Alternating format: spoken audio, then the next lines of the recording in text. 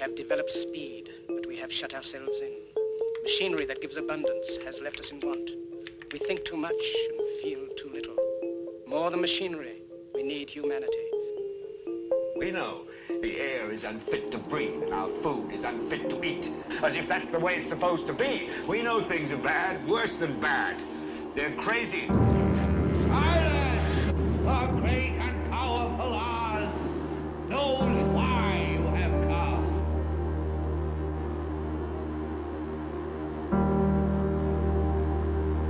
You've got to say, I'm a human being. God damn it! My life has value. You have meddled with the primal forces of nature.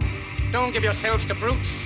Men who despise you, enslave you, who regiment your lives, tell you what to do, what to think, or what to feel, who drill you, diet you, treat you like cattle, use you as cannon fodder. Don't give yourselves to these unnatural men with machine minds and machine hearts.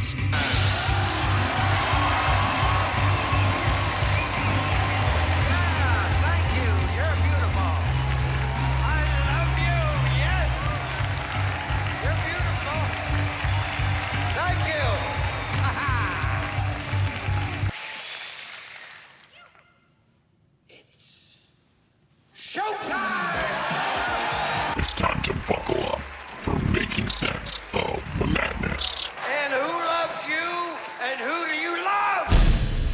Hey everybody, Jason Bermas here, and are we going to be seeing a file drop within the next several days on Martin Luther King Jr. and RFK Sr.? And I only refer to him as Sr. obviously because his son Jr. is certainly in the spotlight right now as the HHS secretary. So we're going to play this clip of Gabbard. We're also going to play a video by Destiny Resendez, really short video on JFK, because there have been a lot of complaints about the JFK files. I certainly have the complaint that these data dumps were not in a text format, which would have been very, very easy to do, and I was expecting that. And that I'm not sure we've even gotten all of them, but there was a release on the 3rd of April that was very small, and I'm not sure got a ton of scrutiny or a ton of looks. In the next couple of weeks, I've already had a couple people reach out whom I've had on the program before, discussing the JFK files, the investigations, etc. And one of the things that has kind of recently been highlighted over the years that, again, has not been in the forefront, that a lot of people have not talked about, is the biological research that David Ferrie was allegedly involved with. And the fact that Oswald's girlfriend at the time had talked about all this cancer research that they were doing. And a lot of that seems to have also been downplayed. That's just a little smidgen of what that video covers. And Destiny Resendez does really great work. If you're not following her on Twitter or X, you're not following her on X, I would absolutely suggest you do so. So we're going to check out Gabbard, that video. We're also going to take a look at a video from CBS News, and I found this just from the headline. So, you know, I was looking to see if anything had been released. Nothing had been released. There was a CBS headline.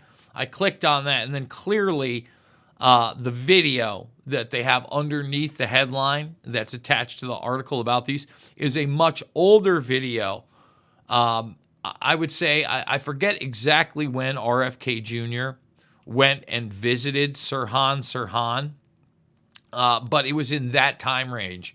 And that happened at least several years ago. I think that happened well before RFK Jr. was even hinting at running for president. And it may have even happened before the 2020 elections. That's how long ago this is. So the media in this case is actually pretty measured. Okay, it's surprising.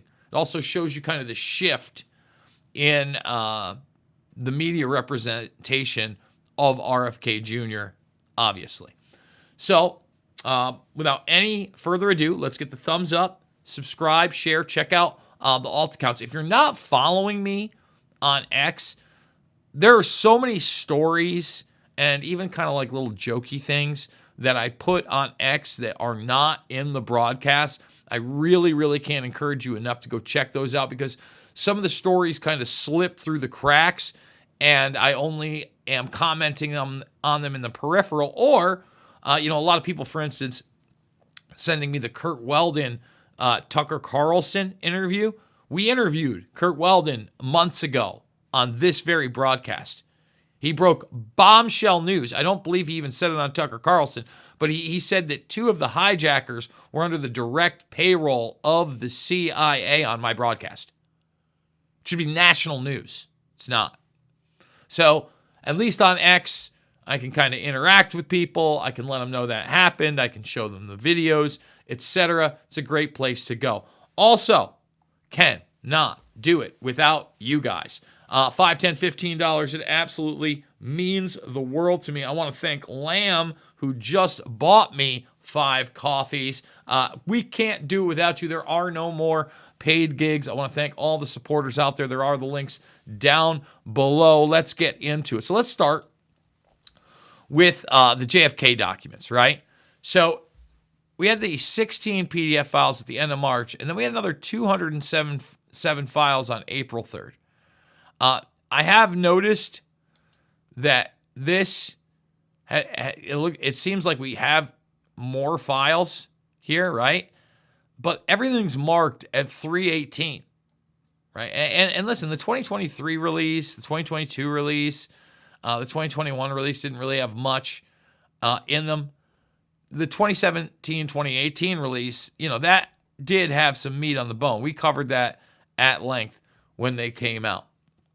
So I want to start with Gabbard over here talking about the release of these documents and then Trump making commentary over to Bobby Kennedy. And lastly, we've been scanning. I've had over 100 people working around the clock to scan the paper around RFK, Senator Robert F. Kennedy's assassination, as well as Martin Luther King Jr.'s assassination. These have been sitting in boxes in storage for decades. They have never been scanned or seen before. We'll have those ready to release here within the next few days. That's great. Bobby, how do you feel about that? That's hitting, I'm very gratified to hear. That's hitting close to home, isn't it? No When you think, Yeah. I'm thinking about Bobby when that statement's made. I'm very grateful to you, Mr. President. And again, I really hope that there's some meat on the bone here. I don't know that there's going to be, because when we talk about Sirhan in particular, and we haven't even gotten to the MLK documents, I have more hopes about the corruption in the MLK documents and the focus there than I do when it comes to the RFK documents, because the RFK documents, in my opinion, when you get to Sirhan, you really do get into assassination programs and mind control.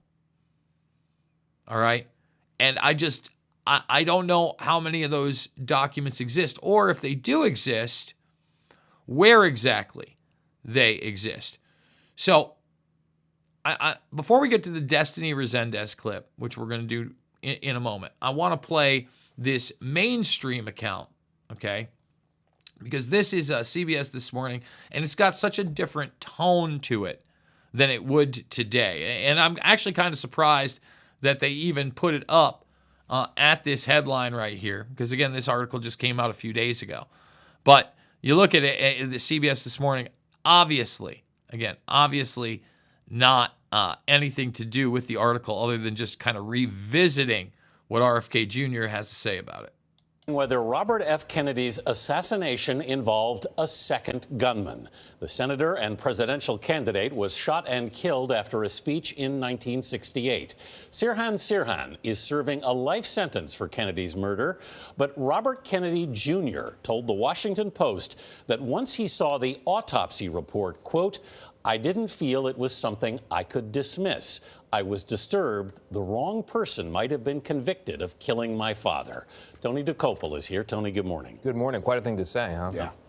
Robert Kennedy's assassination happened 50 years ago next week. Now, Robert Kennedy Jr. is calling for a new investigation.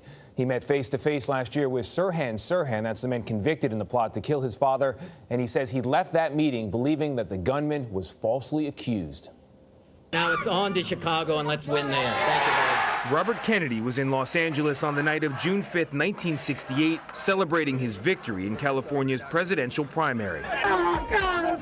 As Kennedy was leaving, he was shot 3 times. He died a day later. 5 others were hit but survived. Police arrested 24-year-old Sirhan Sirhan. He admitted to killing RFK, but said he had no memory of the event. Sirhan was standing in front of Kennedy at the time of the shooting, but an autopsy report found Kennedy was shot at point-blank range from behind. Over the years, new evidence reportedly shows as many as 13 shots were fired that night, but Sirhan's gun held only 8 bullets. That's one reason why many now question Sirhan's guilt, including Robert Kennedy Jr. He tells the Washington Post there were too many bullets. You can't fire 13 shots out of an 8-shot gun. Paul Schrade was also shot that night and has doubts. It would be easy for somebody to slip up behind Bob and shoot him. But Sirhan was not in position to shoot Robert Kennedy after his first 2 shots. He missed Kennedy, shot me. RFK Jr. and Schrade are calling for a new investigation, something historian Doug Weed supports. As someone who writes history books, you cannot trust history. So I don't blame Robert Kennedy at all for pursuing this. Kennedy tells the Post he spent 3 hours visiting Sirhan in prison late last year after researching his father's assassination for months. I got to a place where I had to see Sirhan. I went there because I was curious and disturbed by what I had seen in the evidence. Kennedy did not reveal what they talked about, but he came away convinced Sirhan did not kill his father. Sirhan's brother, Munir, is grateful to now have Kennedy on his side. Both Sirhan and I were elated. Really happy. Maybe now we'll, have a chance to have more people be aware of what actually happened that night. Now, there is still ample evidence that Sirhan is guilty. He did confess, after all, and he had been target practicing earlier that day. He also took his gun to the venue. Still, as with the assassination of Robert Kennedy's brother, President John Kennedy, we are still debating this decades later, and the truth appears to be out of our reach. It's interesting because he did confess, but then he said he had no memory of the shooting. Yep. Indeed, he did. Now, a judge weighed in 2016 and said, look, this guy definitely fired shots there. Was there a second gunman? Well, how did no one see him? That's the big question. Yeah. Well, there are a lot of people who contend maybe an inside job. Again, I'm not contending anything other than the fact that you saw 13 bullets, 8 out of Sirhan's. The fact that, Kennedy seems to be shot from the back and Sirhan's in the front. And a lot of people have said turn the head. There's a lot going on there. But what we're going to play now is this clip from Destiny Resendez, again, who does amazing work. And this is something that I think a lot of people should check out because she hones in on this interview with Jim Garrison, the original guy to go after the Kennedy conspiracy in the court system. And he discusses a document way back in the day that's documentation that will not come out on Oswald till 2038. Okay, amongst other things. So if that's the case, and these documents aren't coming out till 2038 all the way then, are there more documents just regarding JFK, forget about the RFK and MLK files that we're supposed to get, that aren't even a possibility as part of this dump? And that also asks the question, what is the power of the executive? If the executive wills the truth and yet still cannot do so decades later, it certainly doesn't bode well for the American people and the general populace. Just want to throw that out there. So here we go. Despite the thousands of pages released on John F. Kennedy, it seems as though some of the more important details surrounding his assassination have already been revealed. In the October 1967 edition of Playboy, an interview was held between Playboy staff and attorney Jim Garrison, the lawyer most infamously known for his work on the JFK trial in New Orleans. In this interview, it corroborates the story made by Judith Ferry Baker. Playboy writes, Penn Jones, Norman Mailer, and others have charged that Ruby was injected with live cancer cells in order to silence him. Do you agree? They asked Garrison. I can't agree or disagree since I have no evidence one way or the other. But we have discovered that David Ferry had a rather curious hobby in addition to his study of cartridge trajectories, cancer research. He filled his apartment with white mice. At one point he had almost 2,000 and neighbors complained, wrote a medical treatise on the subject, and worked with a number of New Orleans doctors on the means of inducing cancer in mice. After the assassination, one of these physicians, Dr. Mary Sherman, was found hacked to death with a kitchen knife in her New Orleans apartment. Her murder is listed as unsolved. Ferry's experiments may have been purely theoretical and Sherman's death completely unrelated to her association with Ferry, but I do find it interesting that Jack Ruby died of cancer a few weeks after his conviction for murder had been overturned in appeals court, and he was ordered to stand trial outside of Dallas, thus allowing him to speak freely if he so desired. I would also note that there was a little hesitancy in killing Lee Harvey Oswald in order to prevent him from talking, so there is no reason to suspect that any more consideration would have been shown Jack Ruby if he had posed a threat to the architects of the conspiracy." End quote. The living girlfriend of Lee Harvey Oswald has claimed exactly this for the past 62 years. Yes, she has. And that is something that we are going to be discussing with upcoming guests. So once again, I think that we're going to get some insights. I'm extremely skeptical on what we are going to see publicly, because one of the other things about mind control, okay, and assassination is when you look at intel agencies and you look at spycraft and what they call tradecraft, if documentation jeopardizes that tradecraft, they just classify it indefinitely. So if indeed mind control, and especially trauma-based mind control, is real, first of all, it's totally inhumane, right? It's totally against any type of ethics code, Nuremberg and otherwise. And yet it would be utilized in order to carry out these missions. Do you think there's ever going to be an admission of that no matter what? I don't know what that would take at this point. Call me, rigid, call me black-pilled on this subject. I don't know. I have hope. I want to believe we're going to see the verifiable truth, the real documentation. I don't have any hopes for real accountability. But as far as the information goes, again, the hope is there. I have to be real with myself as well. I mean, think about what Resendez just said. 1967, they're saying these documents can't come out till 2038. 2038 is still a ways away, by the way. And I think that this country and the world may look a wee bit different by 2038. Just some observations from a college dropout and pizza guy. Folks, I cannot do it without you. Thumbs the video up, subscribe, share. Please go check out all the documentary films for free. Loose Change Final Cut and Fabled Enemies couldn't be more relevant right now. Regards to 9/11, Tucker Carlson saying that he's going to make a documentary series on that subject. So please check those out. And not only check them out, send them.